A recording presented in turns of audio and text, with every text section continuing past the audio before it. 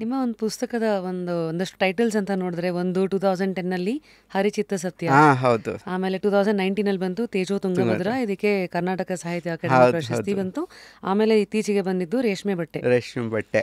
So ನನ್ನ ಪ್ರಶ್ನೆ, ಈಗಷ್ಟೇ ಪುಸ್ತಕಗಳನ್ನ ಓದೋ ಒಂದು ಹವ್ಯಾಸನ ಬೆಳೆಸ್ಕೋತಾ ಇರೋ ಮಂದಿ, ನಿಮ್ಮೂರಲ್ಲಿ ಫಸ್ಟ್ ಯಾವ್ದು ಶುರು ಮಾಡಬೇಕು? ಅದು ಏನಂದರೆ, ನನಗೆ ಎಲ್ಲರೂ ಕೇಳ್ತಾ ಇರ್ತಾರೆ, ನೀವು ಮಕ್ಕಳಿಗೆ ಯಾಕೆ ಪುಸ್ತಕಗಳು ಬರೆದಿಲ್ಲ ಅಂತ ಕೇಳ್ತಾ ಇರ್ತಾರೆ ನನಗೆ. ಬಟ್ ಏನು ವಿಶೇಷ ಅಂದರೆ, ನನ್ನ ಪುಸ್ತಕಗಳನ್ನು 6ನೇ ಕ್ಲಾಸ್ 7ನೇ ಕ್ಲಾಸ್ ಹುಡುಗರೆಲ್ಲ ಓದ್ತಾರೆ. ನಾನು ಬರೆಯೋ ಪುಸ್ತಕಗಳನ್ನ ಎಲ್ಲವನ್ನೂ ಓದ್ಬಿಡ್ತಾರೆ.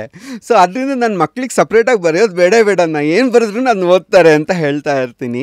ಸೊ ಮಕ್ಳಿಗೆ ಶುರು ಮಾಡೋದಕ್ಕೆ ಯೂಶ್ವಲಿ ನನ್ನ ಪುಸ್ತಕಗಳನ್ನೇ ರೆಕಮೆಂಡ್ ಮಾಡ್ತಾರೆ. ಯಾಕೆಂದರೆ ನನ್ನ ಭಾಷೆ ಸರಳವಾಗಿರುತ್ತೆ, ನಾನು ಕಾಂಪ್ಲೆಕ್ಸಾಗಿ ಬರೆಯಲ್ಲ, ತುಂಬ ಕಾಂಪ್ಲೆಕ್ಸ್ ಮಾಡಲ್ಲ ಭಾಷೆ. ಯಾಕೆಂದರೆ ನನಗೆ ಇಂಜಿನಿಯರಿಂಗ್ ಬ್ಯಾಕ್ಗ್ರೌಂಡ್ ಇದೆ. ಸೊ ಇಂಜಿನಿಯರಿಂಗ್ ಬ್ಯಾಕ್ಗ್ರೌಂಡ್ನವ್ರು ಎಲ್ಲವನ್ನೂ ಸರಳವಾಗಿ ಮಾಡಬೇಕು ಅಂತ ಇದು ಮಾಡ್ತಾರೆ. The best design is a simple design.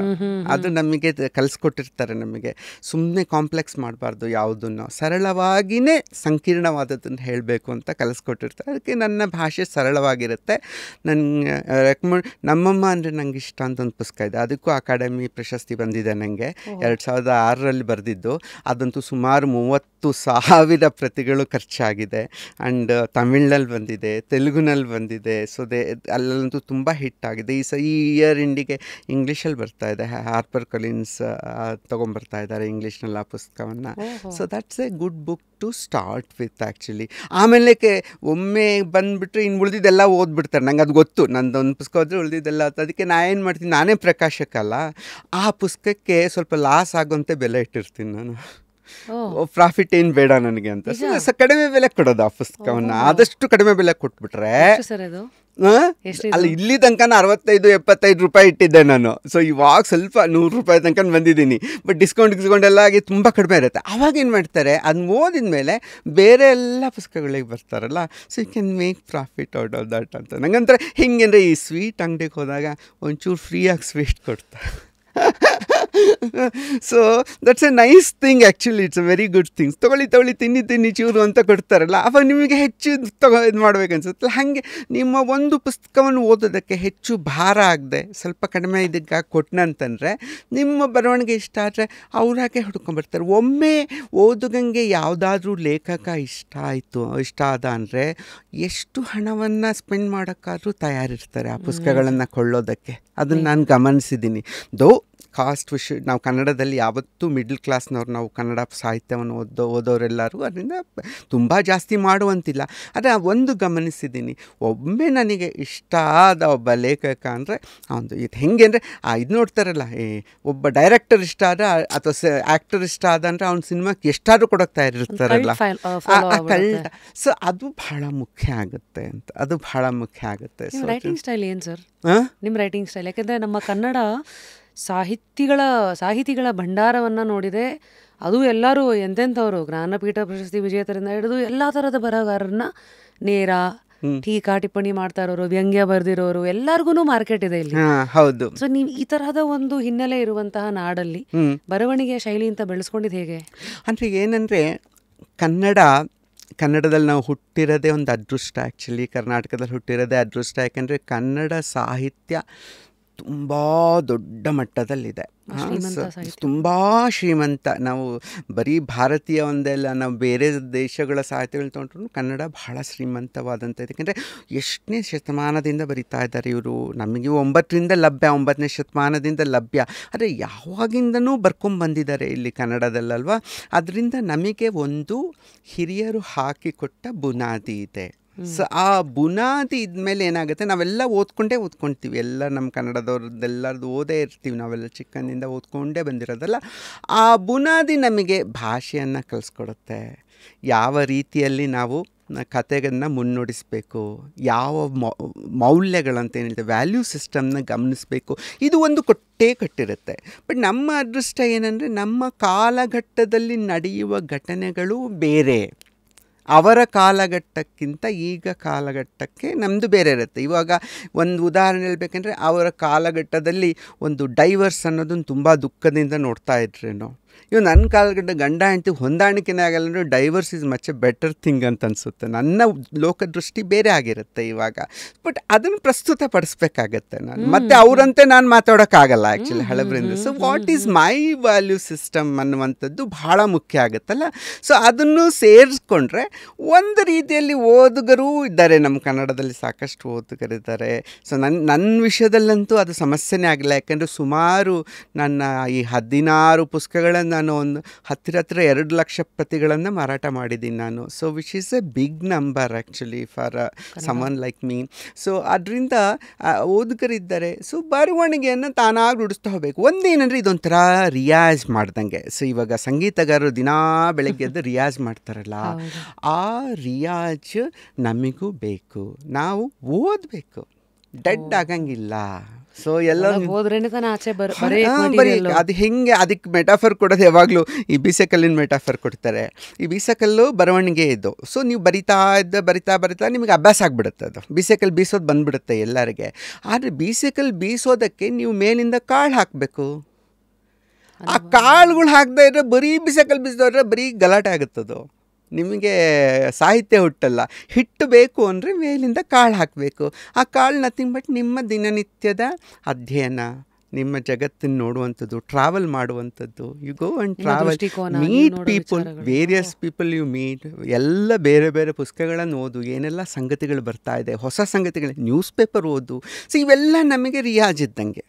Riyaz ಮಾಡ್ತಾ ಇದ್ದರೆ ಮಾತ್ರ ಹೊಸತನ್ನು ಅಥವಾ ಒಂದು ಗಟ್ಟಿಯಾದದ್ದನ್ನು ಕೊಡೋಕ್ಕಾಗತ್ತೆ. ಇಲ್ಲ ಅಂದರೆ ಆಗೋದಿಲ್ಲ. ಅದಕ್ಕೆ ಎಷ್ಟೋ ಸಂದರ್ಭದಲ್ಲಿ ಅತ್ಯಂತ ಒಳ್ಳೆಯ ಲೇಖಕರು ಕೇವಲ ಒಂದು 10-15 ವರ್ಷಗಳ ಕಾಲ ಮಾತ್ರ ಒಳ್ಳೆಯದ ಕೃತಿಗಳನ್ನು ಕೊಟ್ಟಿರ್ತಾರೆ. ಆಮೇಲೆ ಅವ್ರು ಕಣ್ಮರೆ ಆಗಿ ಹೋಗ್ಬಿಟ್ಟಿರ್ತಾರೆ. ಯಾಕೆಂದರೆ ಬಹುಶಃ ಆ ಹೊತ್ತಿನಲ್ಲಿ ಸಿಕ್ಕಂಥ ಲೈಮ್ ಲೈಟ್ನಲ್ಲಿ ಅವರು ರಿಯಾಜ್ ಮಾಡೋದು ಮರ್ತುಬಿಟ್ಟಿರ್ತಾರೇನೋ. ಸ್ಟೈಲ್ ಸರ್ ನಿಮ್ಮ ಸ್ಟೈಲ್ ನಾನು ಹೇಳಬಾರ್ದು ಆ್ಯಕ್ಚುಲಿ, ಓದ್ದವ್ರು ಹೇಳಬೇಕಾಗತ್ತೆ ಅದನ್ನೆಲ್ಲ, ನಾನು ಹೇಳಬಾರ್ದು. ಬಟ್ ನನಗೆ ಮುಂಚೆ ಒಂದು ಕಾಲದಲ್ಲಿ ಹ್ಯೂಮರ್ ತುಂಬ ಇಷ್ಟ. ನನಗೆ ತುಂಬ ಹ್ಯೂಮರ್ ಇರುತ್ತೆ ನನ್ನ ಆರಂಭದ ಪುಸ್ತಕದಲ್ಲಿ. ಎಷ್ಟು ಹ್ಯೂಮರ್ ಅಂತಂದರೆ ನನ್ನ ಬಹುತೇಕ ದೊಡ್ಡವರೆಲ್ಲರೂ ಇವನು ಬರೀ ಹಾಸ್ಯ ಬರ್ಕೊಂಡಿರ್ತಾನೆ ಅನ್ನೋಷ್ಟು ನನ್ನನ್ನು ಇಗ್ನೋರ್ ಮಾಡಿಬಿಟ್ಟಿದ್ರು ಆರಂಭದ ದಿನಗಳಲ್ಲಿ. But I was trying to mingle emotions with the humour. ಅದು ಭಾಳ ಇಂಪಾರ್ಟೆಂಟ್.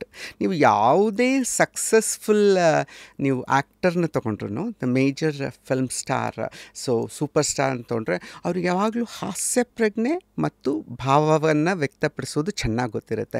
ಅಮಿತಾಬ್ ಬಚ್ಚನ್ ತಗೊಳ್ಳಿ, ಅತ್ಯಂತ ಒಳ್ಳೆ ಹಾಸ್ಯ ನಟ ಅವರು. ಆ್ಯಕ್ಚುಲಿ ಎಷ್ಟು ಚೆಂದ ಹಾಸ್ಯ ಉತ್ಪತ್ತಿ ಮಾಡ್ತಾರೆ, ಜೊತೆಗೆ ಅಷ್ಟೇ ಚೆಂದಾಗಿ ಭಾವಗಳು.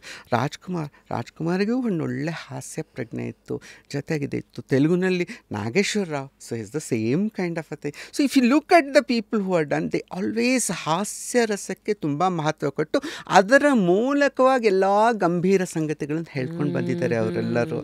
ರೈಟ್, ನನಗೆ ಹೆಚ್ಚು ಇದಂತ ಅದು ಹೆಚ್ಚು ಜನ ರೀಚ್ ಆಗುತ್ತೆ ಅನಿಸುತ್ತೆ. ಅದನ್ನು ನಾನು ಮಾಡಿದ್ದೀನಿ, ತುಂಬ ಮಾಡಿದ್ದೀನಿ.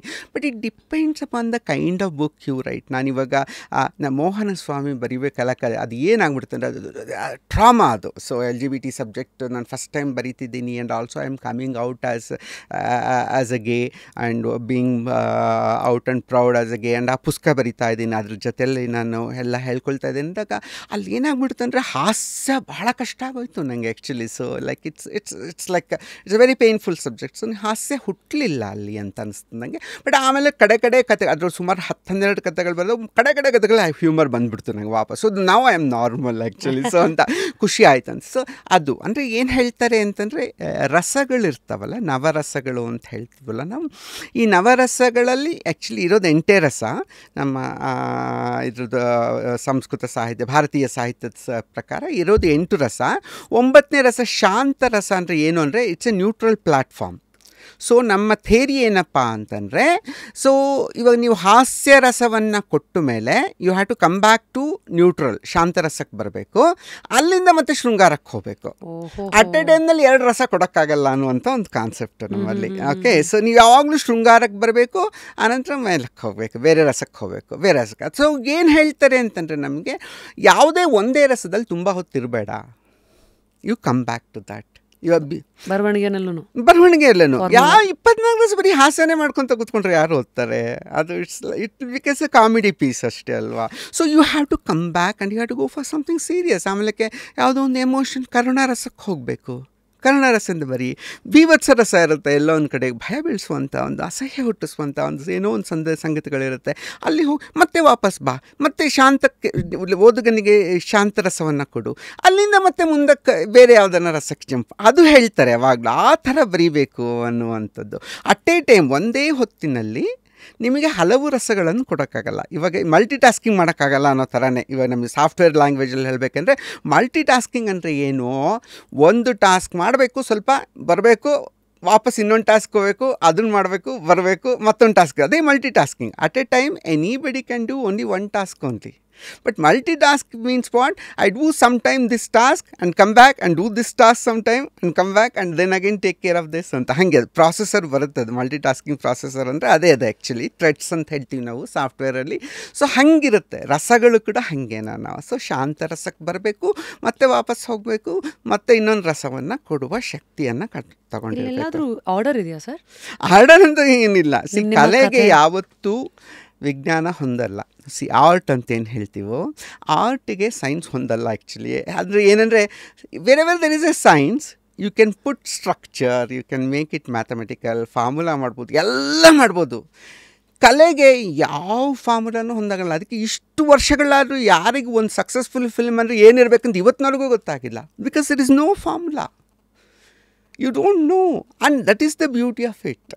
ಕಲೆ ಟುಡೇ ವಿ ಆರ್ ಸಿಟಿಂಗ್, ನಾನು ಇಲ್ಲೇನೇ ಪ್ರಶ್ನೆಗಳು ಇಟ್ಕೊಂಡ್ರು, there is so much in between. ಹೌದು ಅಂತಾರೆ. ಅದಕ್ಕೆ ಯಾವುದು ಯಶಸ್ಸಿನ ಸೂತ್ರ ಅನ್ನೋದು ಯಾರಿಗೂ ಗೊತ್ತಿಲ್ಲ ಕಲೆಯಲ್ಲಿ. ಸೊ ಅದರಿಂದಾಗಿ ಮತ್ತೆ ಮತ್ತೆ ಹೊಸ ಪ್ರಯತ್ನಗಳು, ಹೊಸ ಸಂಗತಿಗಳು ನಡೀತಾನೆ. ಇದು ನಿರಂತರ, ಇದಕ್ಕೇನು ಆದಿ ಅಂತ್ಯ ಅನ್ನೋದೇ ಇಲ್ಲ. ನೀವು ಫಾರ್ಮುಲಾ ಹುಟ್ಟಾಕ್ಲಿಕ್ಕೆ ಹೋದ್ರಿ ಅಂದರೆ you will fail there actually. ಕಡೆಗೂ ನಂಗೆ ಅನಿಸುತ್ತೆ ಏನಂದರೆ ಇದ್ರದ್ದು ಈ ಫಾರ್ಮುಲಾ ಏನಪ್ಪ ಅಂದರೆ ಅಂತರಂಗ ಮಾತ್ರ. So inner voice tells you something is good, this might do well, that is the only thing. ಆ ಇನ್ನರ್ ವಾಯ್ಸ್ ಅಷ್ಟೇ ಸತ್ಯ ಇಲ್ಲಿ, ಅದೇ ಶಾಸ್ತ್ರ. ಅಂತರಂಗದ ಧ್ವನಿಗಿಂತ ಮಿಗಿಲು ಶಾಸ್ತ್ರವಿಹುದೇನು ಅಂತ ಕುವೆಂಪು ಹೇಳ್ತಾರೆ. ನಿಮ್ಮ ಒಳ ಇನ್ನರ್ ವಾಯ್ಸ್ಗಿಂತ ಇಸ್ ದೇರ್ ಎನಿ ಬಿಗ್ ಇದು ಯಾವುದನ್ನು ಧರ್ಮ ಇರ್ಲಿಕ್ಕೆ ಸಾಧ್ಯನಾ, ಶಾಸ್ತ್ರ ಇರೋಕ್ಕೆ ಸಾಧ್ಯನಾ ಅಂತ ಹೇಳ್ತಾರೆ. ಹಾಗೆ ಅದು ಕಲೆಯ ವಿಷಯದಲ್ಲಿ ಮಾತ್ರ ಅದೇ ಅಂತಿಮ ಸತ್ಯ. ನಿಮಗೂ ಅನಿಸ್ಬೇಕು ನಾ ಬರೀತಾ ಇರೋದೇನೋ ಚೆನ್ನಾಗಿದೆ, ಇದು ಇಷ್ಟ ಆಗ್ಬೋದು ಅನ್ನುವಂಥದ್ದು. ಬಟ್ ಅಲ್ಲಿಗೂ ಫೇಲ್ ಆಗ್ಬೋದೇನೋ, ಇಲ್ಲ ಅಂತಲ್ಲ. But that's a beauty of art work. There is no formula. ನೀವೇನಾದರೂ ಫಾರ್ಮುಲಾ ಹಾಕಿ ಇದೇ ಯಶಸ್ಸಿನ ಸೂತ್ರಗಳು ಅಂತ ಹಾಕಿದರೆ ಅದನ್ನು ಬಿಟ್ಟು ಇನ್ನೊಂದರಿಂದ ಯಶಸ್ಸು ಮಾಡಿ ತೋರಿಸ್ತಾರೆ ಯಾರೋ ಒಬ್ಬರು. ಸೊ ಅದರಿಂದ it's very art form is very very different. ಯಾರಿಗೂ ಪ್ರಿಡಿಕ್ಟ್ ಮಾಡೋಕ್ಕಾಗಲ್ಲ ಅದನ್ನು.